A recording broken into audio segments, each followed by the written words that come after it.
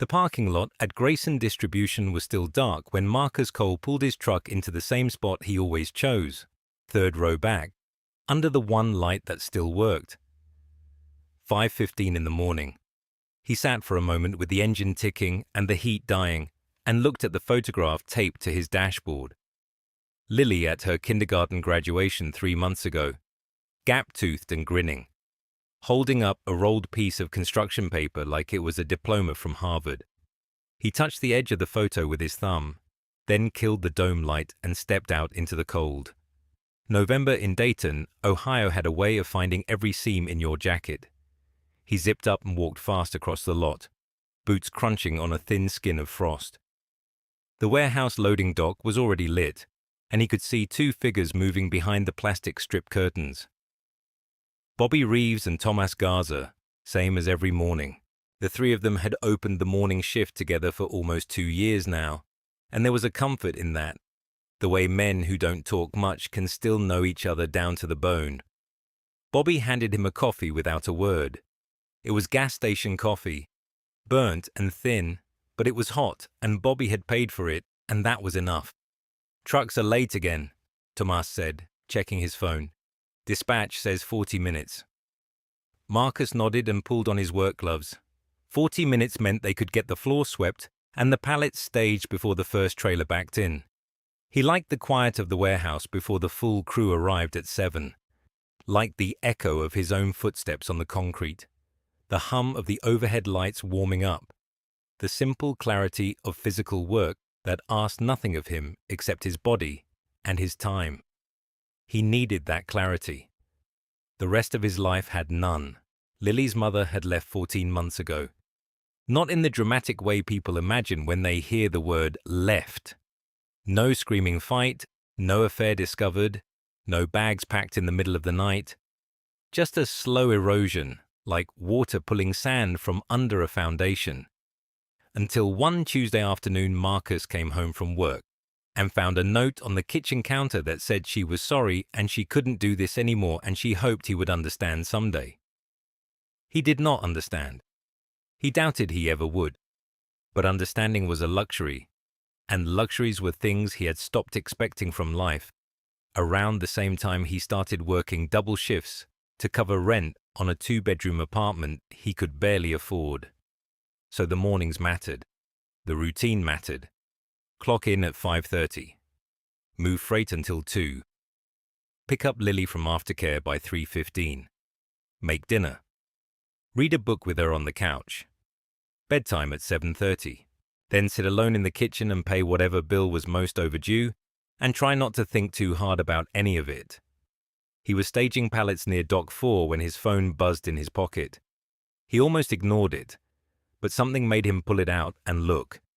It was an email from an address he didn't recognize, sent to what appeared to be a group of recipients. The subject line read simply, "You deserve to know the truth about Victoria Ashford." Victoria Ashford was his boss, not his direct supervisor, but the regional operations manager who oversaw all 3 of Grayson Distribution's Ohio facilities. He had met her exactly 4 times. She was the kind of executive who visited a warehouse the way a landlord visits a property, briefly and with visible discomfort. He almost deleted it. He was not a man who involved himself in gossip or office politics, but his thumb hovered, and in the blue glow of the screen he could see the first line of the message, and it contained a name he recognized. His name. Marcus Cole opened the email. Marcus had learned to sleep in fragments, not because he wanted to, but because Jaya had a way of waking at 2 in the morning with questions that could not wait until sunrise. Why do birds close their eyes when they sing? Whether the moon followed their car or just his window. The kind of questions that made him feel like he was failing some beautiful test he never studied for. She was 6. She had her mother's mouth, and her mother's habit of tilting her head when she didn't believe what you were telling her. That was about all Renee had left behind. That, and a closet Marcus still hadn't cleaned out, because some Tuesday nights, when the apartment felt like it was swallowing him, He'd open the door and stand there breathing in the last traces of her perfume caught in a winter coat she'd never come back for. He didn't talk about Renee at work. He didn't talk about Renee anywhere. People ask sometimes, in that careful way people ask when they already know the answer will make them uncomfortable. And he'd say something about co-parenting that wasn't technically a lie, but wasn't the truth either. The truth was she'd left 11 months ago and the only co-parenting happening was between Marcus and his own exhaustion. Mornings were the hardest engineering. He had to be at Pinnacle Property Group by 7:30, which meant Jaya had to be at Mrs. Ogden's by 6:50, which meant he had to have her dressed and fed and convinced that today was going to be a good day by 6:15 at the latest. Some mornings she cooperated. Some mornings she turned into a small, furious philosopher who refused to wear socks because they felt wrong, and couldn't he understand that they felt wrong? He understood. He just couldn't fix it and also make the 6A bus. Mrs. Ogden was 71 and lived in the building and watched Jaya for a rate so low Marcus suspected it was charity. He'd tried to pay more once and she'd looked at him with an expression that shut the conversation permanently. She fed Jaya oatmeal with raisins arranged into faces and taught her card games Marcus had never heard of and called him son, even though they shared no blood and no history beyond the thin walls of a building on Clement Street that smelled like radiator heat and someone else's cooking.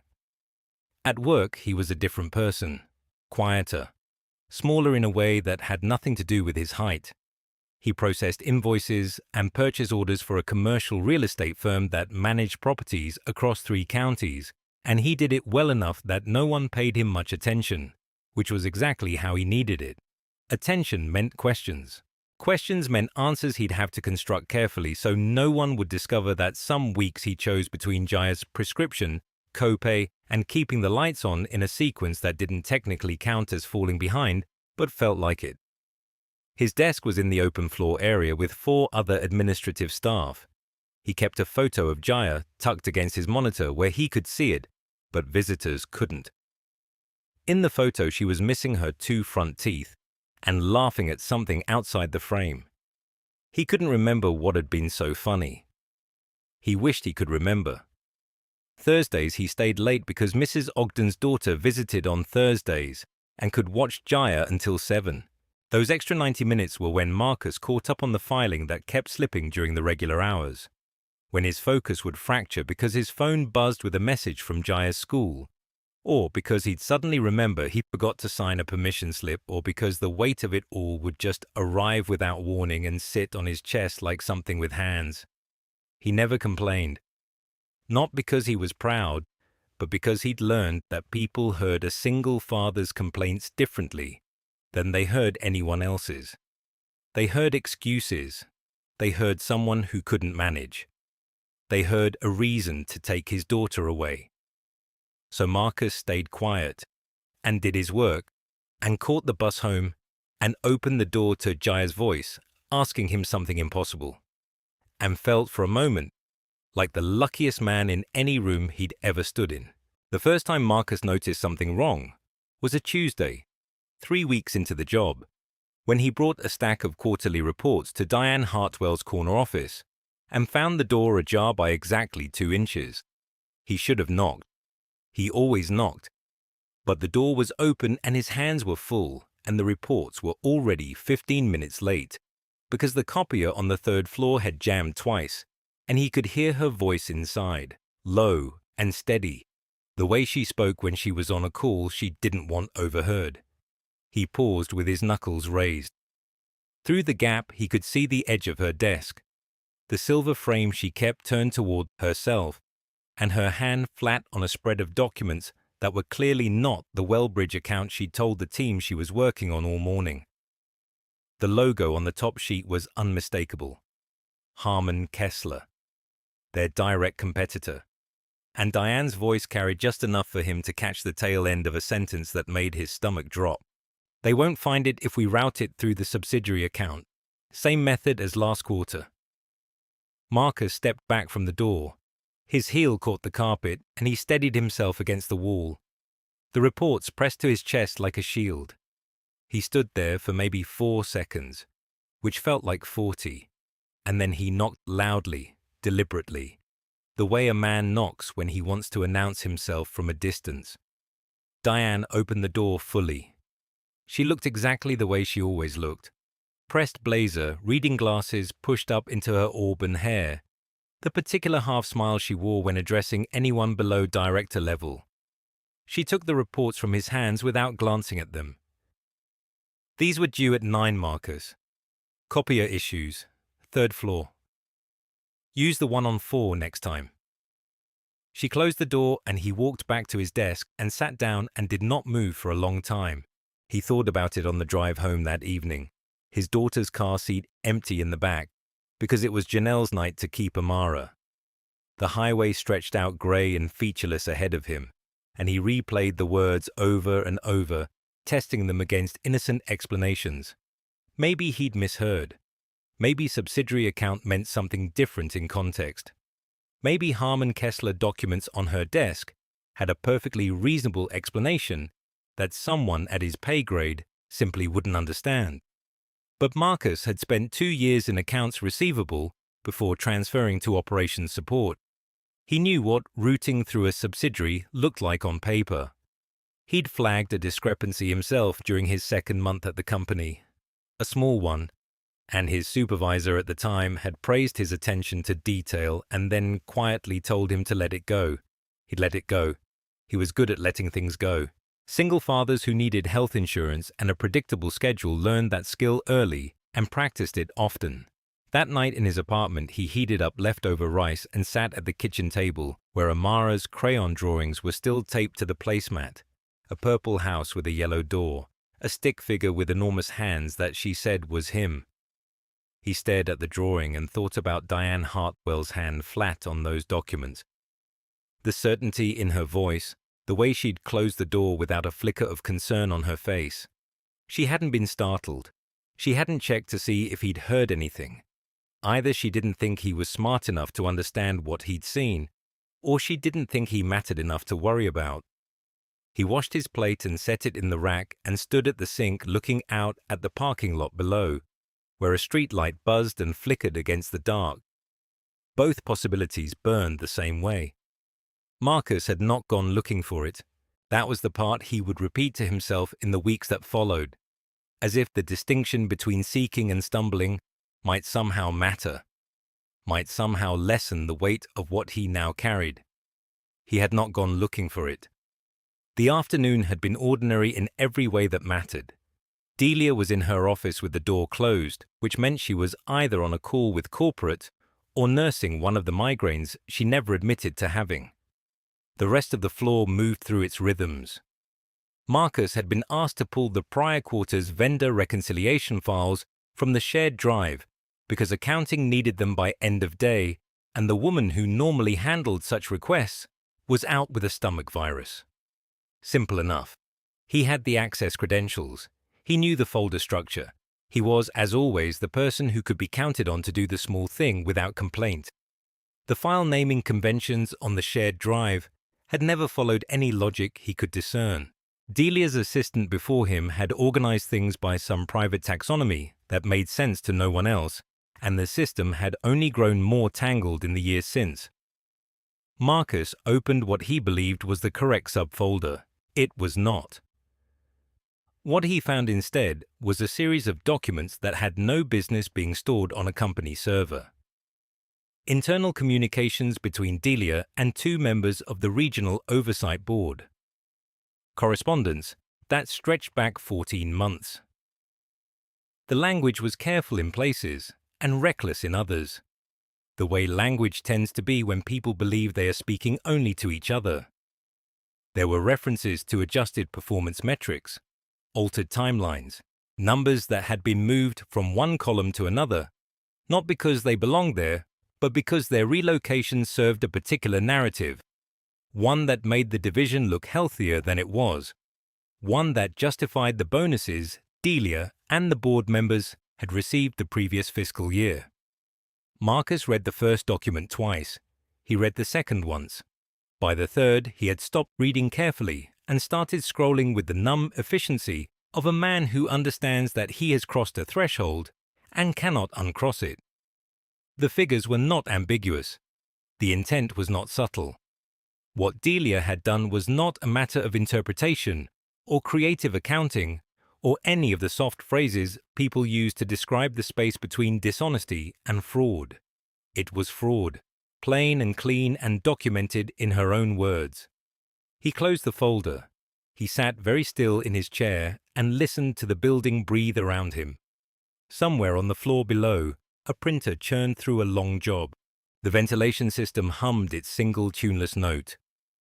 Marcus thought about Jalen, who was at that moment sitting in his fourth-grade classroom, learning something about fractions or state capitals or the water cycle, trusting completely that the world his father moved through each day was stable and predictable and fair. He thought about the mortgage payment that would come due in 11 days. He thought about the health insurance that covered Jalen's asthma medication. He thought about every quiet compromise he had made in this building, every swallowed response, every moment he had chosen steadiness over pride, because steadiness was what his son needed from him. And now this. Knowledge he had not asked for, sitting in his chest like a stone he could neither swallow nor spit out. He pulled up the correct vendor files. He sent them to accounting.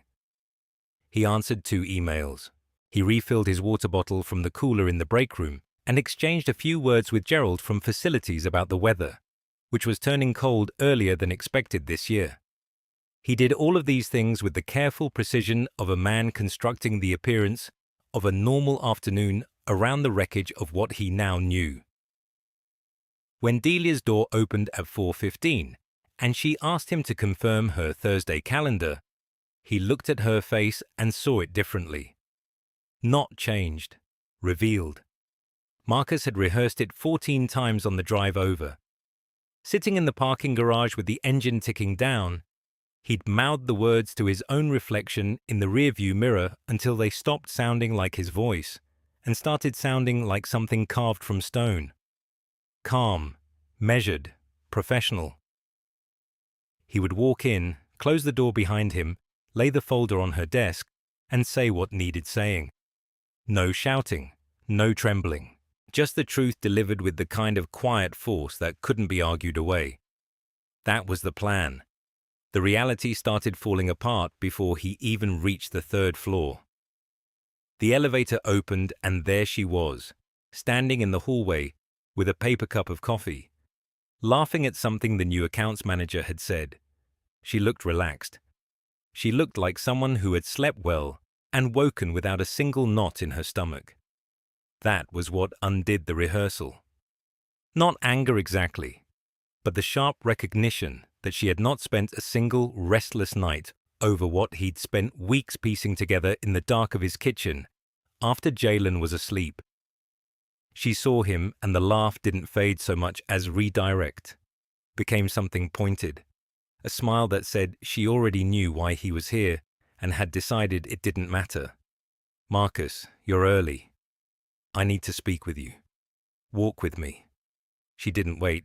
She turned and moved down the corridor toward her office, and he followed because what else could he do? Stand in the hallway holding a manila folder like a process server. The accounts manager glanced at him with the cautious blankness of someone who understood office weather patterns and wanted no part of this particular front. Inside her office, the blinds were already drawn. She settled into her chair and gestured at the one across from her as though this were a scheduled review. Marcus did not sit. He placed the folder on the edge of her desk and opened it. These are the reports I was asked to file for the Greenbridge account, and these are the ones that were actually submitted under my name. She looked at the pages without touching them. Her expression didn't change. That was the thing about Catherine Voss that everyone in the department understood, but nobody discussed openly. She did not react. She processed. She calculated. Reactions were for people who hadn't already decided what they were going to do. You altered the numbers, Marcus said. You used my login credentials to submit falsified projections, and when the discrepancies surfaced last month, you let the review fall on me. You knew I wouldn't catch it immediately because I was out for 3 days when Jalen had his surgery. The silence that followed was not empty. It was architectural. She was building something inside it. Marcus, she said, and her voice carried the particular softness she reserved for moments when she wanted the other person to feel small. I understand you've been under a lot of pressure. Everyone here respects what you're managing at home. But these are serious accusations, and I want to make sure you've really thought about what you're doing before you take this any further. I have the original files, timestamped. You have files on a shared server that dozens of people access. With your authorization code. Something shifted behind her eyes. Not fear, recalibration. She picked up her coffee and took a slow sip and set it down again. And in that brief mechanical sequence, Marcus watched her decide exactly how much of his life she was willing to dismantle to protect her own. Close the door, she said. He did, and what she said next, in that quiet office with the drawn blinds and the muffled hum of the building's ventilation system pressing against the walls, was something he would carry out of that room and into every room he entered for months afterward. Not because it was loud, because it was delivered with the precision of someone who had learned long ago that the most effective cruelty never needs to raise its voice. The silence in the parking lot was the worst part. Not the fluorescent hum of the office he had just walked out of. Not the muffled voices still carrying through the thin walls behind him. But the silence that wrapped around him the moment the door clicked shut at his back. Marcus stood beside his truck, keys in his hand, and could not make himself open the door. His hands were shaking. He noticed this the way a man notices rain after he is already soaked through.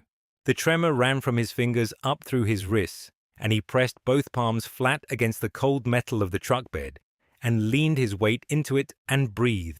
The January air bit at his neck where his collar had come loose. He had not grabbed his jacket from the break room. He was not going back in for it. Everything she had said was still turning over in his head, but not in words anymore. The words had already blurred into something heavier, something that sat in his chest like a stone swallowed whole. What remained was the way she had looked at him, the tilt of her chin, the careful, practiced calm in her voice, as she dismantled every claim he had made, reframed every fact he had brought to her attention, and turned the entire conversation into a referendum on his character. She had not raised her voice once. She had not needed to. He thought about Lily. It was Tuesday, which meant his mother had picked her up from school, and they were probably at the kitchen table right now. Lily working through her reading log with the stubborn concentration she brought to everything. Her small fingers following the lines of text while his mother sat beside her pretending not to doze off. He thought about the way Lily looked at him when he came through the door each evening. The quick, bright glance that checked whether he was okay before she even said hello. She had learned to read him the way some children learn to read weather. He did not want her reading this on his face tonight. He got in the truck. He sat with the engine off and his forehead against the steering wheel, and he let himself feel the full weight of it. Not just the meeting, not just the way Patricia had smiled when she told him that his position was being reviewed. The full weight of every morning he had shown up early, and every evening he had stayed late, and every time he had swallowed something bitter, because the paycheck mattered more than his pride. 6 years. He had given that place 6 years and 3 months, and he could feel every one of them pressing down on him now. But there was something else underneath the weight, something that did not bend. He had walked into that office with documentation. He had spoken clearly. He had not shouted, had not threatened, had not begged. When she turned it around on him, when she suggested that perhaps his personal circumstances were affecting his judgment, he had held her gaze and said what he knew to be true. She could take his job. She could make the next weeks miserable, but she could not make him unsay what he had said, and she could not make what he had found untrue. He turned the key. The engine caught on the second try, the way it always did in cold weather. He pulled out of the lot and turned left towards home, instead of right toward the gas station. where he sometimes sat in the evenings when he needed a few minutes before walking through his own front door. Not tonight. Tonight Lily was waiting, and his mother would want to know why he looked the way he looked, and he would have to find words that were honest without being frightening. He was not okay. He knew that, but he was still driving. He was still choosing where to go. And that, for now, was enough to keep his hands steady on the wheel. The apartment was quiet in a way that felt earned, not the silence of exhaustion or defeat, the kind that had pressed down on him for weeks, but something closer to stillness.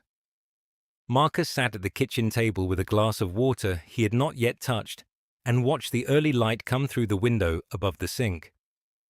Chloe was still asleep. He could hear the faint rhythm of her breathing through the thin wall, and it steadied him the way it always did, the way it had steadied him through every terrible night since Janelle left. He had not slept. Not really. But the hours he spent lying in the dark had not been wasted. He had been thinking clearly for the first time in months, turning the situation over without panic, without the desperate scramble to protect something that was already gone. The job at Ridgeline Property Group was finished. He understood that now. Not because Sandra had fired him outright, but because the architecture of the place had been designed to make people like him disposable, and once you saw that clearly, you could not unsee it. What remained was not nothing. He still had his certifications. He still had 6 years of property management experience that no one could take from him, regardless of what Sandra wrote in his file. He still had the documentation he had quietly gathered over the past 2 weeks, the emails and time-stamped messages that told a story Sandra would not want told in front of an employment board. He had not collected them out of malice. He had collected them because a man raising a daughter alone could not afford to lose a fight he never started. Marcus pulled his phone across the table and opened the contact he had saved 3 days ago. Denise Warfield, employment attorney, referred to him by his cousin's wife, who had gone through something similar at a hospital in Decatur. He had been afraid to call. Not afraid of the process, but afraid of what it meant to admit that the situation had gotten beyond what he could handle with silence and hard work. Silence and hard work were the tools his father had given him. They were good tools, but they had limits, and Sandra had found those limits and pressed past them with a cruelty that still made his chest tight when he thought about it. He typed a message, professional, brief, requesting a consultation. He read it twice. Then he sent it before he could talk himself out of it. The phone buzzed almost immediately, an automated reply confirming receipt and promising a callback within 24 hours. It was not dramatic. It was not the thunderclap of justice he sometimes imagined in his worst moments. It was administrative. It was a form letter. But it meant the thing was moving now, and it would not stop moving just because he got scared. He heard Chloe's door open, the soft pad of her feet on the hallway floor. She appeared in the kitchen doorway wearing the oversized shirt she slept in, her braids loose and wild from the pillow. "You're up early," she said. "Couldn't sleep." She studied him with that particular gravity she had developed over the past year, the watchfulness of a child who understood that the adults around her were not always honest about how they were doing. He hated that she had learned that. He loved that she was smart enough to see it. "Are you okay?" she asked. He considered lying. He considered the bright voice and the easy reassurance. But Chloe was 11 now, and she deserved a father who told the truth even when the truth was complicated. "I'm working on something difficult," he said, "but I'm handling it. And I need you to know that whatever happens with my job, we are going to be fine. That is not a guess. That is a plan." She looked at him for a long moment. Then she crossed the kitchen and sat in the chair beside him and leaned her head against his arm. She did not ask for details. She did not need them. She just needed to know he was still there, still solid, still her father. He put his hand on top of her head and let the stillness hold them both. The courthouse steps were still wet from the overnight rain when Marcus arrived 20 minutes before his appointment. He sat in his truck with the engine off, watching the puddles catch the early light, and he thought about the man who had walked into Ellison and Pratt 18 months ago. That man had kept his head down. That man had swallowed every indignity like it was part of the job description, filed it somewhere behind his ribs where it sat and calcified into something he mistook for patience, but was really just fear dressed in work clothes. He was not that man anymore. The folder on the passenger seat contained everything. The documentation he had gathered methodically over 6 weeks. The photographs, the timestamps, the corroborating statements from Dana and 2 others in the office who had finally agreed to speak when they saw that someone else was willing to go first. His attorney, a woman named Carolyn Voss who worked out of a narrow office above a sandwich shop on Greenfield Avenue, had told him the filing was strong. Not a guarantee, she said, because nothing ever was. But strong. He picked up the folder and stepped out into the morning. Inside, the building smelled the way all government buildings smell, like recycled air and old paper and the particular exhaustion of people waiting for their names to be called. Marcus took a seat in the 3rd row of the Labor Board's hearing room and set the folder on his knees. His hands were steady. He noticed that and was quietly grateful for it. Cora had asked him that morning over breakfast whether he was scared. She was 9 now and asked questions like that without flinching, direct and serious, her mother's eyes watching him from across the kitchen table. He told her the truth. He said yes, a little.